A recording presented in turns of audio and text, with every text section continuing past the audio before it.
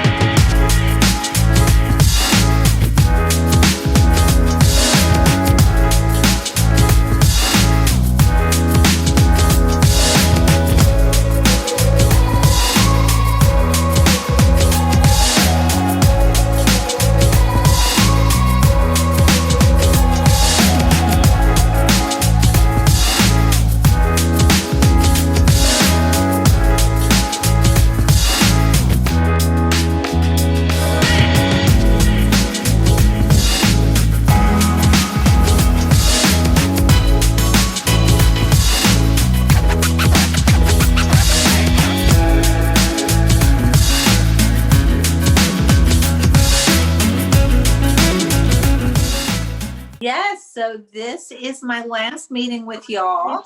And it has been quite the adventure. So, I just feel very grateful to have developed relationships. So I think that our work is so important in all the ways that we do it, that I just really trust that if there are intersections to be made and kept, that we will find a way to do it.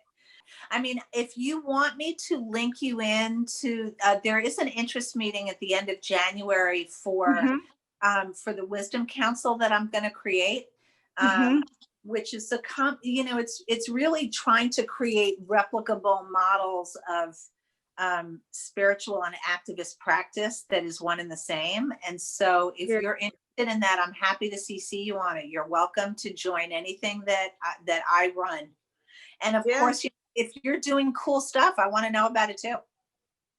Well, and I have to say, I don't really feel like I definitely lost my patience yesterday, which is that's my problem. Like, I don't think I showed up as my best self. I think it could have gone better. And, I think like all of us, I think we're all dedicated towards finding a path forward. I think for me personally, I think it's important to really pay attention to that stuff. And I didn't, which is why I was getting impatient. I think we both have a share in that, because sometimes I'm always telling my daughter, sometimes she'll remember something in when she was a kid. Oh, you didn't do this, you didn't do that. I went, yes, I did. Yes, I did. Can't we just move forward? And sometimes you have to think about now a new chapter is opening up. Well, Rena, I think it's so important to honor feelings of frustration and anger and, difficult emotions like that, because that's often guiding you to where your passion is, and letting you know something that doesn't feel right. So, it's good to pay attention to that. Tell us about what moves you. Tell us about your organization and what it strives to do in the community. I think that's important, because I think that there are so many people. North Carolina is like a big circle. And I think that you are right in the middle of that circle, and that I've gone to a couple of the meetings, and I think that it has a good purpose, and I think it is really diverse, and people should have the opportunity of going and checking it out and having their space to discuss things. Yeah. So tell us. Well, so there are two separate things going on. One is Our Sacred Circles, which is an organization I started about 2 years ago. Some people are telling me it might be 2.5, but I lose track. So anyway, it really is a place where people gather at the intersection of justice work, healing, and creativity. And we've offered a lot of gatherings. We're small. Some of the gatherings are fabulous, like the Women Dismantling Racism, and we have a new Building Bridges group. We have a writers group, and some of the stuff is just, it was great for a while and then it stopped. The only thing that OSC, Our Sacred Circles, is going to do for this year, unless I'm happy to sponsor other people teaching workshops. I'm not going to be teaching anymore because that's going to become part of my business. But we want to create something called the Wisdom Council. multi-faith, multi-generational, where people are really dedicated to moral and ethical practice and action. Some people call it spiritual or religious, some people call it moral and ethical, but it's going to be like we're creating a pod that will do deep work over a 6-month period, at least once a month. And the goal is to create a replicable model for how to build sustained relationships that are rooted in the work that we are all committed to, which is solidarity work, being unsettled as a spiritual practice, because everybody's big on, oh, we got to be peaceful. Well, I think we need to be unsettled. That's a very appropriate response to horrific things. Then there's Joyous Shout, which is the home for my teaching and consulting and spiritual support. So I work with women for counseling, and then I do teaching and consulting. Like I run book studies, I have a dance class, I do meditation. And I work with companies, primarily white companies that are anti-racist, or that are seeking to become that. Because my specialty is in working with white people. And the answer is, if you need a Catholic member, yes, we need everybody. I think Katie, we're texting Katie and Marie about the role in therapy. Well, therapy as a whole has become not just more popular, but a necessity. People need to break fix what's broken, and they need to do it under sometimes professional guidance. Like I used to do, and I still try to do it, but I'm lazy and I don't keep a good schedule, but transcendental meditation. Sometimes you've got to go beyond, and you have deeper issues that have to be dealt with. And I think the role of therapy, especially for the younger generation, is going to become vital. Yeah, because of the changing world. Yeah. I think that Rena's, I will definitely be checking in, Rena, on our sacred circles and the interest meeting, because I'm really fascinated by what you're doing. But I feel like there are areas where I feel like your impact on this group, Rena, is indelible. Because I feel like since we were in sort of formation, and you were part of the formative influence of this group, the thought process of action in combination with catharsis and sort of processing, right, is, that combination is very powerful. And part of it is, in therapy, a lot of the times we're looking at the grief process in order to get to a place of action or meaning. Meaning making is now, I think, officially added as the 6th step of the grief process in the Kubler-Ross model.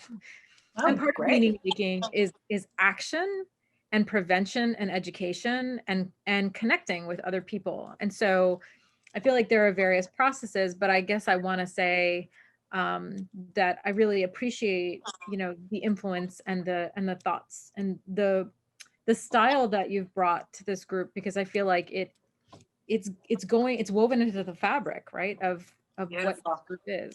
Yeah. Thank you. Yeah. Thank you for saying that. I mean, I feel like some of your perspectives are now really enriching my own, I think because I don't necessarily, the people in our groups, you guys are individuals and you offer things that I have not necessarily been around recently, especially therapeutic perspective, but also clearly your work with immigrants and some of the stories that you share. So yeah, I think it's mutually enriching. And, I should, just for transparency, I should say that integrating spirituality and solidarity to the point where solidarity becomes an intersectional, moral, ethical, and spiritual practice is uncharted territory in some respects for me. It's a learn as you go. Like, I don't always know what that is going to look like.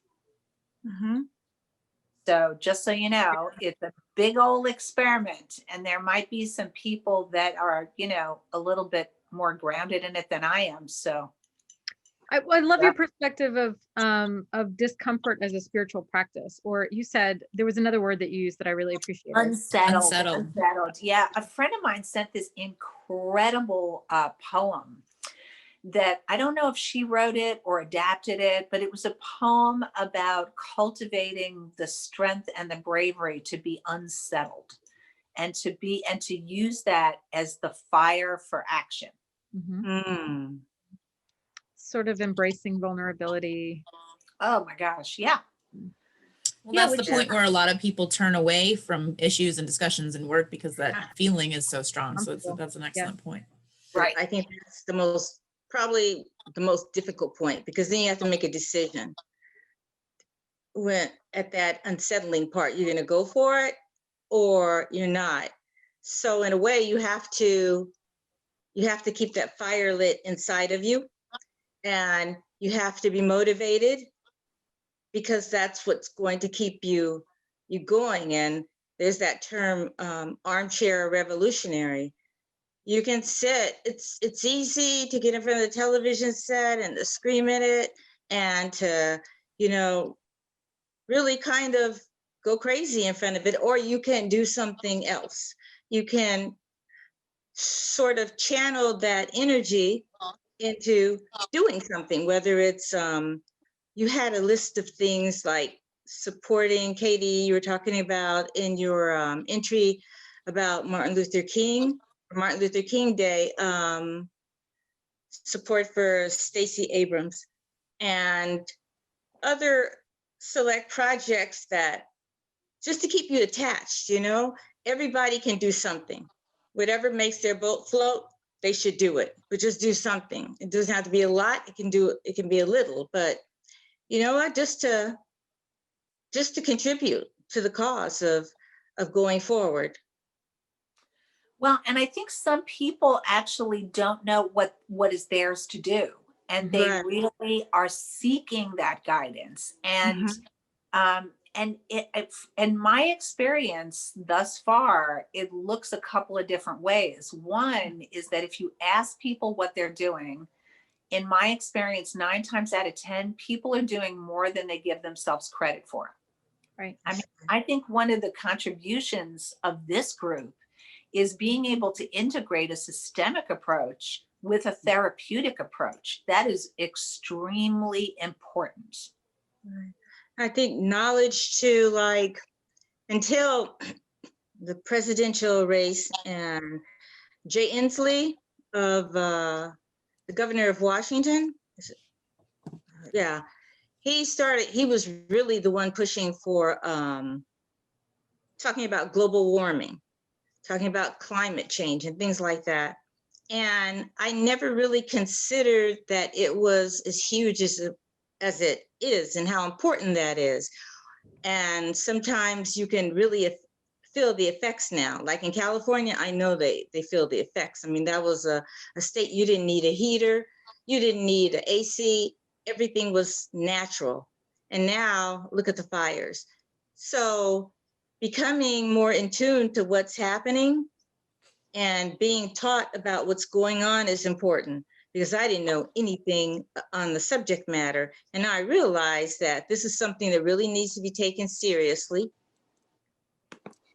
Rena, it looks like we have about 3 more minutes with you. 2 more minutes, it looks like. So I just want to be mindful of your time. Yeah, and so I just wanted to express my gratitude, my commitment to actively pursuing some of the things that you're doing, just to kind of see if we can intersect consciously. Yes, I would love that. Katie, since this is Martin Luther King's birthday, and it's a coincidence, well, it's not a coincidence, he was actually born this day, that it should come during this period, I was hoping that you could give us some of your wisdom of what you posted, because I thought it was very meaningful. And I think that there's never been a better time. Yeah, so I was posting quietly, but here we are, very publicly. I just, one of the things that I notice every Martin Luther King Day, and it's not, it's something that's discussed often, is that a lot of people take the easy quotes, the quotes about love and peace and justice, and say, okay, now, let's calm down, let's be like Martin Luther King, and let's, protest peacefully. And that's often used as a way to sort of silence those who are really doing justice work, because justice work is messy and it's difficult and it's sometimes it's ugly, right? And sometimes there's disagreements, and you can't do justice work without the difficult work. And so many people like to use some of his quotes to negate that. And so I think it's so important that we take the time to actually look at what he was saying and what he did believe, and how committed he was to sort of undoing all of these structures that are in place. That's why some of the quotes that I picked were on capitalism and education, and, because it's not just one issue, it's the structural issues that we have are so solidified in our society that we really have to talk about how are we undoing and rebuilding everything. And I don't think that we truly honor his memory or his work, when we say, oh, okay, let's just be peaceful and, sing a song together. That's not the work that's meant to be done. And I really think that, I'm keenly aware that as a white person, it's my job to literally say to other white people, hey, time to wake up, time to pay attention, time to look at your role in everything. And so I posted that today as sort of a very clear way of saying, hey, if you're white, or if you have additional power and privilege, you really need to take a serious look at yourself. And maybe that's the work that you're doing today. Maybe that's the lesson as we observe Martin Luther King Jr. Day is, pay attention to what role you have consciously or otherwise, and start from there, because social justice work always starts with yourself. I think it got messy for him. He was still evolving until his last day. And I think it got messy for him because he began to, in the beginning, it was turn the other cheek. But then, well, you turn the other cheek. I'm not suggesting violence, but you have to be, sort of rooted. Let your passion take you to certain ways that maybe are going to open the eyes of some people. And I think that's what happened to him. He developed a very clear understanding of the lack of generosity when it comes to democracy in America. And he began to speak about these things. And at that bridge, he became closer to Malcolm X, and he was very close to James Baldwin. And can you imagine having all that group around you? I mean, wow. And he began to say things, I think, that disrupted the system. And, but he needed to say it. Well, and yeah, the system needed to be dismantled, right? White politeness, white aversion to conflict, white, the sort of the system of white supremacy culture in general. And that's, we can link that sort of what the dynamics of white supremacy culture is, it strives to be polite at the expense of truth. Right. And so when he starts to speak truth, then he is going to be considered particularly disruptive, even if he is just labeling what he sees, because if it's impolite, it's considered disruptive. And that, to Katie's point, that's one of the greatest barriers to social justice work, is that, and to Rena's point earlier of being unsettled, is that we can be kind and respectful while still stating the truth.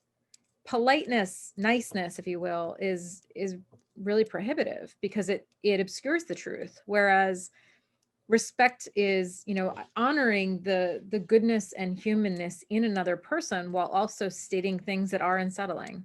So to your point, Kalila, yeah, It's like, as soon as Martin Luther King Jr. started saying what was true, it was uncomfortable for the status quo.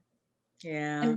And I it should have take, trouble though. what's Like, I have trouble with the idea of still being nice and polite to people who wear shirts that say 6 million wasn't enough, like we saw at the Capitol. Yeah, Right? yeah. Like, I lose my, and Maureen, you are so good at that and so wonderful at seeing humanity in everybody.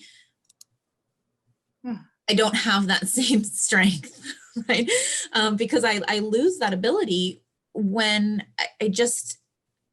I don't see a polite way forward with some of the things that we're dealing with.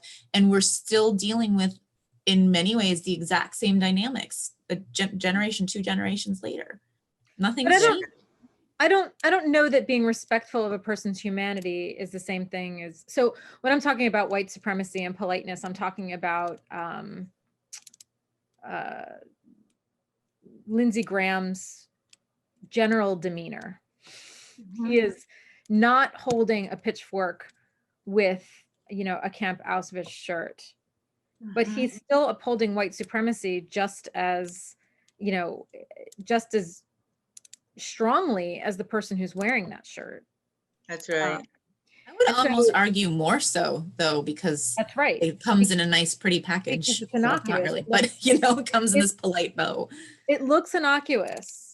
And so, yeah, when I'm talking about honoring and respecting the humanity of people, what I've learned about, particularly in the last insurrection, is that when people start feeling like it's okay to kill people or to dishonor a person's, you know, a part of our code of ethics as social workers is that all human beings have dignity and essential worth. And what is happening in the insurrection is that people's inherent dignity and worth is being overlooked, and people are thinking about taking hostages and murdering people. Yeah. And the only line that separates is acknowledgement of humanity. That doesn't mean that we have to like them. It doesn't mean that we can't say harsh truths. It just means that my spiritual practice is to honor the dignity and worth of each person. And that includes the guy in the Auschwitz shirt. That doesn't mean that I want to invite him over to dinner or give him, you know, I just want to not disregard his humanity. I don't want to necessarily hear what he has to say. I don't necessarily want him to have power that he takes by force. That's certainly not something that I want. But I don't want to step on his neck and crush his throat, right? Like, I want to honor the dignity and worth of people, because when we stop doing that, we have utter chaos. We have to have a standard of interaction. Politeness is not helpful, but just acknowledging a person's humanity is essential to moving forward. Part of the reason that most socialist dictatorships don't work out is that once you start killing people, it's easy to keep killing people. And so in order to have, you know, humanitarian discourse, that's something. So I don't know if I don't know if I'm belaboring the point or if I'm not clarifying. No. I think that what I'd like to do is to put him in a room with some of the survivors and their families. Yeah. And even if he doesn't want to, make him listen to their stories, make him look at the pictures, make him look at the ovens, and maybe he will have a different perspective that these were human beings. And what was done to them is a monstrosity. And to feel the way that he feels is basically disgusting. It's not, it's inhumane. It's inhumane. It's inhuman. Yes. And after that, after he speaks with the families and he sees the pictures, I'd really be interested in seeing what his opinion is. You know, is there something in him? Does it crack through that wall that he's built between humanity and himself? The closest thing to evil that I can imagine. I have a really hard time conceptualizing evil. I don't think that people are evil, but I do think that there are forces, there are ideas, and dehumanizing other people is the closest thing that I can conceptualize as evil. because it runs contrary to our very survival. Mhm. There's no good way to determine what humans are worthy of life and which aren't. And that's part of the conundrum here, is that I don't want people who have dehumanizing beliefs Mhm. be able to speak freely whenever given the opportunity. I don't want their words and deeds to do harm to other people. I don't Right. want to cause harm to them. But Right. binding and containing, there's kind of a fine line. How do we make it so that people do not harm other people with dehumanizing language and deeds while Exactly. preserving their humanity is a sort of central question to my entire faith system. It's just like when ISIS, when they were cutting off people's heads, Right. Muslim would support, no, Right. to me, real Muslim would support something like that. For the folks who were part of the insurrection, they have, I would say on a scale from 1 to 10, they have like 8 or 9 level belief that our government is doing them wrong, that the system has failed them, that there's been cheating. And this is part of why I have such a hard time with violent uprisings. I don't believe that it's necessary to abuse people with dogs and fire hoses and police batons in order Right. to get a message Mhm. across. That's a set of atrocities. The fact that, part of the power of Dr. King's movement was that he led peaceful protesters into white violence, and the white violence delivered in a way that, like that they knew that it would. And that was part of the success of that movement, was that, moderate folks watched this violence and carnage against peaceful protesters and said, that's not right. It should not take somebody being beaten with a police baton to get that message across, that humans deserve the same rights as other humans. This is not a hard concept. But part of the violent insurrection, I am empathic to the sense of indignation and injustice. I don't have the same set of facts that I'm working with. But if I thought that the level of injustice was true, I empathize deeply with the sense of anguish and anger and frustration. But again, the difference is that when facts are up for grabs, when facts become subjective, then there's no righteous violence. Like there's none. I don't know that righteous violence ever exists. But what's to keep me from acting? If I am acting in a violent way, how do I know how do I know if I'm acting justly or not? Like I believe I'm acting justly. They believe they're acting justly. And this is why violence, I believe, is always a problem, is that folks who behave violently feel justified in doing so. So the issue, there was a meme floating around that, was like, well, if I ever can't figure out what side, I'm on, if it's the good side, like the side that the Nazis are on, that's never the good side. That's always the bad side.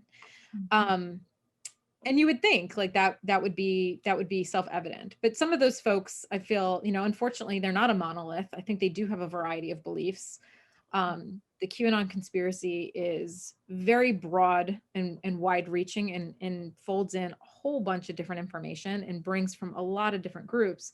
And so any person that was part of that insurrection could believe that they were doing the right thing by wanting to zip tie and assassinate Mike Pence or Nancy Pelosi. And so that's part of my grounding in the humanity, and part of where I agree with Dr. King.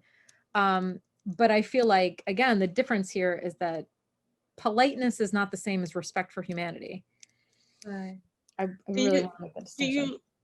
Do you think that most of those people really believe that the election was rigged, and that they saw a wrong and they had to right it? You think that? I believe that that's what they have in their heads. That's not to say that they're not defending white supremacy. It's not to say that they're not dealing with their own discomfort, but I believe that the justification that folks went in with was that there was a great government wrong. And that has a long history. Throughline just did a really great special on the rise of white supremacy, and it's rooted in the atrocities of Vietnam and the way Vietnam soldiers and veterans were treated upon their arrival.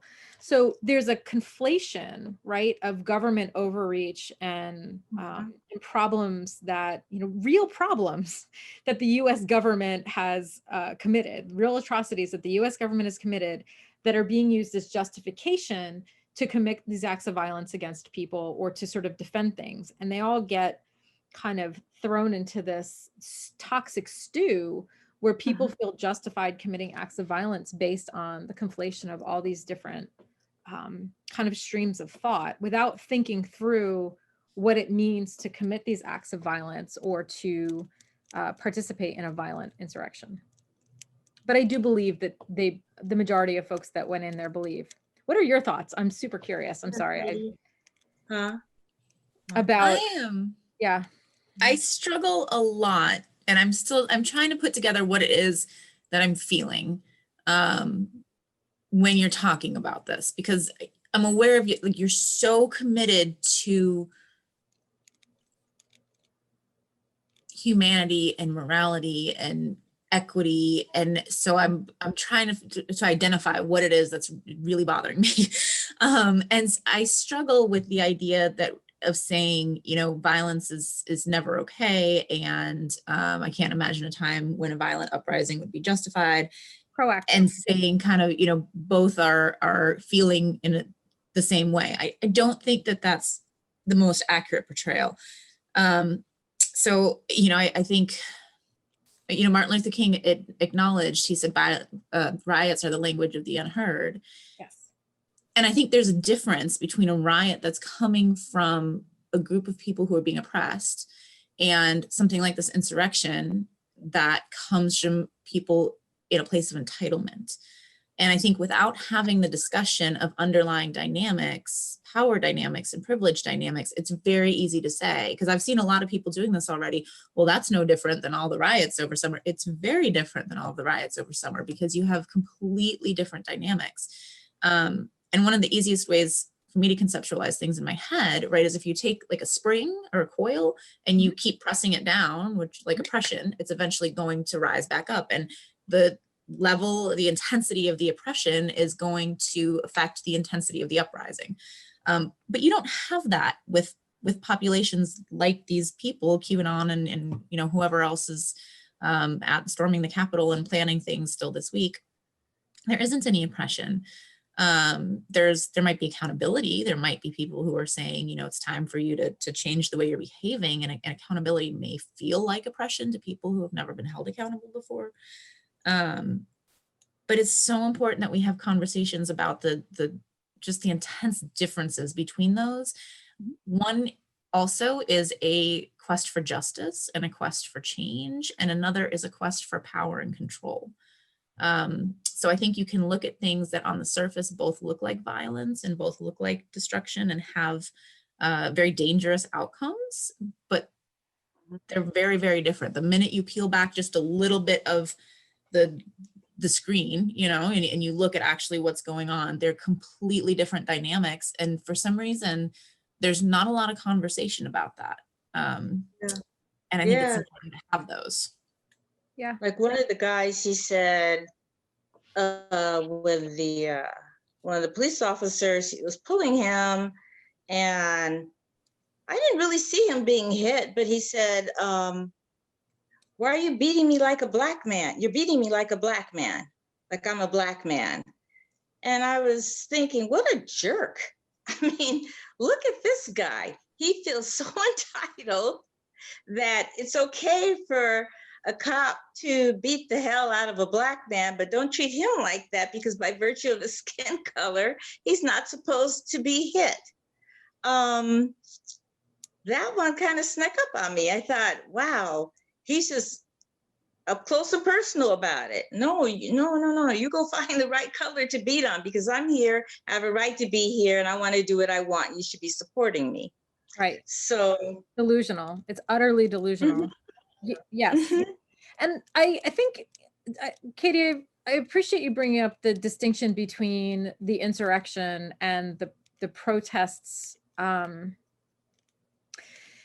Something that's important to make a distinction about, and we would actually make this distinction in the DSM-5 about with regard to like oppositional defiant disorder versus conduct disorder, is that violence against property has been in debate among social justice advocates and activists for years. Is violence against property an acceptable form or a moral or ethical form of protest? And that is always juxtaposed against violence against people and violence against property for the express purpose of terrorism. Mm-hmm. Reactive violence against property has always been a part of social justice conversations, I feel. Intentional violence against property and people for the sake of striking terror in people's hearts, I think is a different thing. And I think it's intention. But I'm curious about exploring the operational definition, because intuitively, emotionally, I will defend the property destruction that happened during the Black Lives Matter protests all day, every day. To anyone who wants to listen, I'll defend that. And yet I find it, to be distinct from the violence that was committed at the Capitol on January 6th. So I see them as inherently different also. I think that getting into the thought processes of oppression, though, is tricky, because I feel like there is a bit of a temper tantrum quality to folks that are trying to defend white supremacy. But there's only a small group of people that would admit to defending white supremacy. Some people go, yeah, I'm defending white supremacy. Like, this is a thing, and they'll start citing, Stormfront quotes and KKK quotes, and they're unapologetic. This is a distinct group, I think, from the group of folks that don't know that they're defending white supremacy, because they don't know that white supremacy exists, because they are white and they've never had to think about it. And they feel grievances that I feel like if we say, well, you're defending white supremacy and you're having a big temper tantrum, it immediately creates a defensive stance, when in fact, if we start to say, so what are your grievances? Like, why are you here? What are you defending here? And then we can have a more, I would never tell a person who showed up in my office with a whole set of delusions that they were wrong at the outset. And so that's part of, I think, why I have such a hard time saying, attributing what is by most accounts distasteful qualities at the outset, because a lot of these folks that are engaged in this really distasteful, completely un-American, anti-constitutional behavior truly don't know that that's what they're doing. And I feel like they are absolutely defending white supremacy. But I feel like if you said, are you defending white supremacy? They would say, no, I'm defending my right to vote. But Yeah, that's part of white supremacy inherently is our voting system. Totally. But if you don't have you a shared language. Yeah, go ahead. I'm sorry, Kalila. You just said something, violence against property. Okay, maybe in their minds, they still see Black people as property.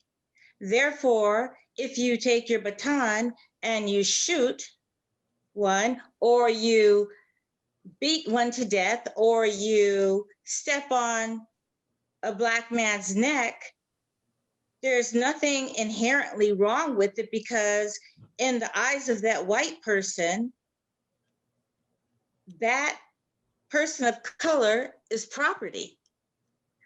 Just like people from Latin America, or Hispanic, from Hispanic backgrounds, a lot of them are working in restaurants. Trump had a lot of people from Mexico working, wasn't paying them decent wages, hardly anything. But in his mind, it didn't matter, because they are considered property, something to be used, and not something to be dealt with on an equal level. So when you start seeing, if you can't get beyond seeing your fellow human being as a human being, and in your mind, he's still or she is still property, then anything's game. Like when rape was, I mean, even the people that signed the Constitution, they raped their slaves because in their minds, this was property. Right. Clearly, the Constitution wasn't written for everybody. No, it was not. So I think maybe for some people, they're having a hard time getting past seeing people that are different from them as being anything but something to be used and disposed of. Right. But that belief is antisocial. It's inherently pathological to see human beings as not human. Inherently pathological. Like, so I guess the thing is that, you know, unfortunately, from the time, as you mentioned, when the Constitution was written, it wasn't written for anybody other really than white men with property. And there's a long history to that as well. But I guess the thing is that we have handed down pathological thinking in the form of white supremacy culture, and it's inherently antisocial because, again, it denies some segment of humanity their humanity. And like when I think about it as a mental illness or a pathological family tradition, I'm not thinking about moralizing, because when something's immoral and it's simply immoral, you can say, you need to stop doing that because it's immoral. Right. When something is pathological, if you say you need to stop doing it, it's immoral, people will dig deeper. They'll dig right in.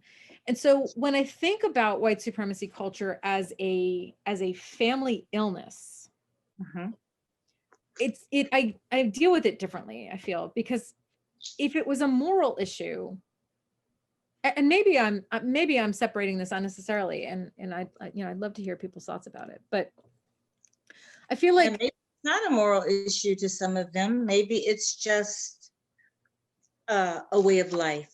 Well, then it is, yeah. I mean, I've mentioned Ta-Nehisi Coates, mentioning it's he calls it the beautiful dream, and white people have not awakened from it. And when we try to say, hey, your behavior is immoral, they don't have any information to attach that to, right? Like they haven't thought about it. And so the problem that I have with moralizing it or having a conversation about it being a moral issue is that I feel like we lose half the audience, because as soon as you call someone immoral, they go, I don't want to listen to this anymore. It's challenging. It's immoral. It's immoral to treat humans like they are in inhuman ways. That's always immoral, 100% hands down. But I feel like if you lead a conversation with, hey, your behavior is immoral, there's only a very small portion of the population that goes, tell me more. I want to know more about that. Well, I feel like that might be part of what we're doing here every week, is saying to people, hey, we recognize this is really challenging. We know that these conversations are difficult. We know that you may be uncomfortable. Stick with us, hang out through the process, see if you learn something every week, keep coming back, because that's where growth is. And, recognizing discomfort, or like Rena says, feeling unsettled, is where your growth is. So part of what we can do regularly is really encourage people to sit in that discomfort, and think about where it comes from and what they can do to grow from it.